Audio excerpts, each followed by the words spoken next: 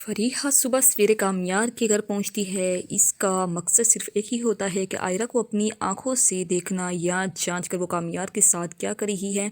वो सीधा कामयार के कमरे में जाती है, मगर वहाँ ना कामयार होता है और ना ही आयरा। ये मंजर फरीहा को चौंका देता है। वो फ़ौरन कामयार की माँ के पास पहुँचती है और यूँ पूछती है कि ये दोनों कहाँ गए हैं। कामयार की माँ बड़े सुकून से जवाब देते हैं, आयरा हॉस्पिटल गई है और कामयार ऑफिस चला गया है। फरीहा हैरानी से कहती है, अभी तो इन दोनों की शादी को चंद ही दिन हुए हैं, इतनी जल्दी कामयार दोनों काम पे मसरूफ़ हो गए हैं। कामयार की माँ तहलील से जवाब देती है, इन दोनों के दरमियान झगड़े ही ख़त्म ना हो तो एक दूसरे के लिए साथ वक्त गुजारें। ये जुमला सुनते ही फरीहा के चेहरे पर एक छुपी हुई मुस्कुराहट आ जाती है, इसलिए इसके दिल में एक बार फिर कामयार को इरा से दूर करने की खुशी जाग उठती है। शाम होते ही फरीहा सीधा कामयार के ऑफिस पहुंचती है। कामयार ऑफिस से निकलकर पार्टी की तरफ जा रहा होता है कि फरीहा इसका हाथ पकड़ लेती है और इल्तिजा करती है, मुझसे मुंह मत मोड़ो, मुझे माफ़ कर दो, मुझे मालूम है कि तुम पार्टी पे जा रहे हो, मुझे भी साथ ले चलो। मैंने तुम्हारे लिए अपना दिल साफ़ कर लिया, तुम भी मेरे लिए दिल साफ़ कर लो। फरीहा के मुसलसल इसरार पर आखिरकार कामयार मान जाता है। दूसरी तरफ हॉस्पिटल में एक अजनबी आदमी ईरा के करीब आता है और दवा लेने के बहाने इससे बातचीत और छेड़छाड़ करता है। इसकी खूबसूरती की तारीफ़ करने लगता है। ईरा को गुस्सा आता है, मगर वो खुद को संभाल लेती है। फिर वो आदमी कहता है, तुम वही हो ना जिसकी शादी कामयार से टूट गई थी। मेरी बात मान लो, इसे छोड़ दो, वो अच्छा इंसान नहीं है। मैं तुम्हें इससे ज़्यादा खुश रखूँगा। तुम जो मांगोगी किसी चीज़ की कमी नहीं आने दूँगा।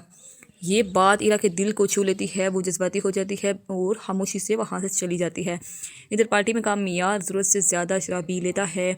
इसकी तबीयत ख़राब होने लगती है, वो लड़खड़ाने लगता है, गिरने भी लगता है। फरीहा फ़ौरी इसे सहारा देते हुए इसे हॉस्पिटल ले जाती है। पहले तो कामयार इनकार कर देता है, मगर फरीहा पूरी कोशिश करती है कि इसका ख्याल रखे। आखिरकार वो इसे अपने साथ हॉस्पिटल ले जाती है, जानबूझ करके इसे अस्पताल में, जहां आयरा मौजूद होती है। जब फरीहा हॉस्पिटल पहुंचती है तो इसने कामयार का हाथ अपने कंधे पर रखा होता है और वो इससे सहारा देकर अंदर ले जाती है और सीधा आयरा के सामने से गुजरती है। कामयार ईरा को रोते हुए देखता है, परेशान देखता है। वो पूछता है, क्या हुआ, तुम खामोश क्यों हो?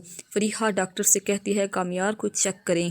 इसी लम्हे वही आदमी दोबारा आ जाता है। कामयार को देखकर तंज करता है, आयरा देखो, ये फिर लड़कियों के साथ घूम रहा है कि कभी नहीं सुधरेगा। मेरी बात मानो, मेरे पास आ जाओ, मैं तुम्हें खुश रखूँगा।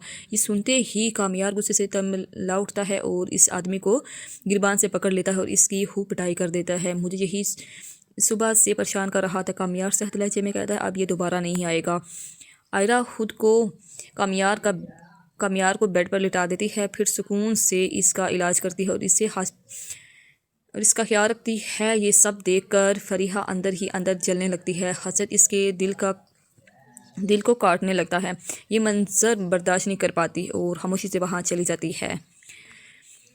जबकि आपके बाद आयरा दोबारा कामयार को बेड से उठाती है और इसका हाथ अपने कंधे पर रखती है और इसे सहारा देकर आहिस्ता आहिस्ता घर ले जाती है। घर पर कामयार की दादी पहले ही इन दिनों का इंतज़ार कर रही होती है। जैसे ही वो देखती है कि आयरा का कामयार को सहारा देकर ला रही होती है, इनका चेहरे खुशी से खिल उठता है। वो फ़ौरन कहती है, किसी की नज़र ना लगे, यूँ ही खुश रहो तुम दोनों। मगर कामयार हल्की सी मुस्कुराहट के साथ कहता है कि ज़्यादा खुश मत हो दादी, जो कुछ भी हो जाए आयरा मैं नहीं बदलने वाला। कामयार के ये अल्फाज सख्त होते हैं, मगर आयरा के दिल में अजीब सी खुशी मंडला उठती है। दादी बड़े तमन्ना से कहती है, तुम बेफिक्र हो जाओ, कामयार जल्द ठीक हो जाएगा। वो तुमसे मोहब्बत करने लगा है और तुम्हारी खातिर खुद को बदल भी लेगा। दादी के अल्फाज ये आयरा के दिल में उम्मीद जगा देते हैं और आर्यार खामोशी से यही सोचती है कि शायद रास्ता लंबा हो, मगर अब मंजिल दूर नहीं।